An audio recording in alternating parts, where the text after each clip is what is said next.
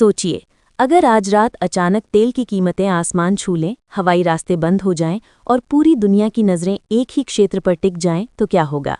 यही डर, यही सवाल इस समय पूरी दुनिया में घूम रहा है और इसके केंद्र में है सऊदी अरब, कुवैत, भारत, ईरान और इजराइल।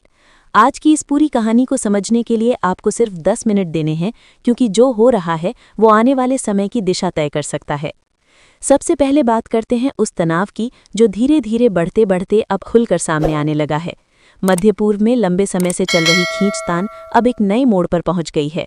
ईरान और इजराइल के बीच तनाव कोई नई बात नहीं है, लेकिन इस बार हालात ज्यादा संवेदनशील हो गए हैं। रिपोर्ट्स के मुताबिक हाल ही में कुछ ऐसी गतिविधियां सामने आई हैं जिनसे साफ संकेत मिल रहे हैं कि दोनों देश एक दूसरे पर दबाव बनाने की कोशिश कर रहे हैं। इजराइल लगातार ये कहता रहा है कि वो अपनी सुरक्षा के साथ कोई समझौता नहीं करेगा, वहीं ईरान का रुख भी उतना ही सख्त है। दोनों के बीच सीधा टकराव भले अभी खुलकर नहीं हुआ हो, लेकिन छाया युद्ध यानी इनडायरेक्ट कॉन्फ्लिक्ट लगातार जारी है। अब सवाल उठता है कि इसमें सऊदी अरब और कुवैत क्यों महत्वपूर्ण हो जाते हैं। देखिए, सऊदी अरब सिर्फ एक देश नहीं है, ये दुनिया के सबसे बड़े तेल उत्पादकों में से एक है। अगर यहाँ कोई अस्थिरता आती है तो उसका असर सीधे पूरी दुनिया की अर्थव्यवस्था पर पड़ता है। कुवैत भी इसी क्षेत्र का एक अहम तेल उत्पादक देश है और उसकी रणनीतिक स्थिति उसे और ज्यादा महत्वपूर्ण बना देती है। हाल की घटनाक्रम में ये देखा गया है कि खाड़ी देशों ने अपनी सुरक्षा को लेकर सतर्कता बढ़ा दी है। एयर डिफेंस सिस्टम को एक्टिवेट किया गया है और कई संवेदनशील इलाकों में निगरानी बढ़ा दी गई है। अब बात करते हैं भारत की। भारत इस पूरी स्थिति को बहुत करीब से देख रहा है। इसके पीछे दो बड़े कारण हैं। पहला, भारत की ऊर्जा ज़रूरतों का बड़ा हिस्सा इसी क्षेत्र से आता है और दूसरा, लाखों भारतीय इस इलाके में काम करते हैं।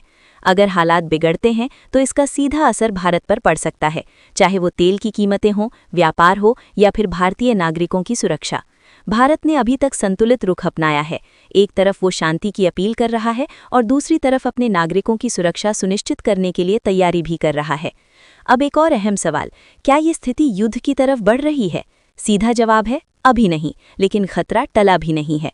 मौजूदा हालात तनाव के उच्च स्तर को दर्शाते हैं। छोटी छोटी घटनाएं भी बड़े टकराव का कारण बन सकती हैं। विशेषज्ञों का मानना है कि अगर किसी एक तरफ से कोई बड़ी कार्रवाई होती है तो ये पूरा क्षेत्र आग की तरह भड़क सकता है, और अगर ऐसा हुआ तो इसके असर सिर्फ मध्य पूर्व तक सीमित नहीं रहेंगे, पूरी दुनिया प्रभावित होगी।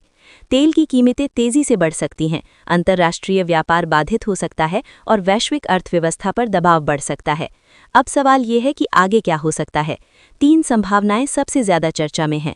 पहली, तनाव धीरे धीरे कम हो जाए और कूटनीति काम कर जाए। दूसरी, सीमित टकराव जिसमें कुछ हमले हों लेकिन पूर्ण युद्ध ना हो। और तीसरी, बड़ा संघर्ष जिसमें कई देश सीधे शामिल हो जाएं। फिलहाल दुनिया की कोशिश यही है कि तीसरी स्थिति से बचा जाए। संयुक्त राष्ट्र और कई बड़े देश लगातार बातचीत और कूटनीतिक समाधान की बात कर रहे हैं, लेकिन जमीन पर जो गतिविधियां हो रही हैं वो चिंता बढ़ा रही हैं। अब सबसे जरूरी बात, आम लोगों के लिए इसका क्या मतलब है? अगर आप भारत में हैं तो आपको तुरंत कोई खतरा नहीं है, लेकिन आर्थिक असर महसूस हो सकता है, जैसे पेट्रोल डीजल की कीमतों में बढ़ोतरी, महंगाई में इजाफा और कुछ सेक्टरों में अस्थिरता। अगर आपके परिवार का कोई सदस्य खाड़ी देशों में है तो सरकार की एडवाइजरी पर नज़र रखना बेहद ज़रूरी है। अंत में एक बात समझना जरूरी है, दुनिया आज जितनी जुड़ी हुई है उतनी पहले कभी नहीं थी। कहीं भी होने वाला तनाव हर जगह असर डाल सकता है। इसलिए ये सिर्फ मध्य पूर्व की कहानी नहीं है, ये एक ऐसी स्थिति है जो हम सभी के भविष्य से जुड़ी हुई है। अब नजरें टिकी हैं अगले कुछ दिनों पर। क्या कूटनीति जीत पाएगी या हालात और बिगड़ेंगे, ये आने वाला समय ही बताएगा। लेकिन एक बात तय है, दुनिया इस वक्त एक बेहद नाजुक मोड़ पर खड़ी है।